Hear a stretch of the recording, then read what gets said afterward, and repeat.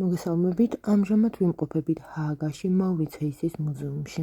ეს კი გაბრიელ მეცუს ნამუშევარია, რომელიც მხატვარმა 1664 წელს შექმნა. სურათზე მხატვარმა ახალგაზრდა ქალბატონი გამოსახა, რომელიც ხის მაგიდასთან ზის. კომპოზიტორს მარცხენა ხელის მტევანი მაგიდაზე უდევს, მარჯვენა ხელში ბუმბულის კალამი უჭირავს. იატაკზე ვხედავთ ხის ყუთს, რომელსაც ფეხების დასადფუნებლად იყენებდნენ ხოლმე.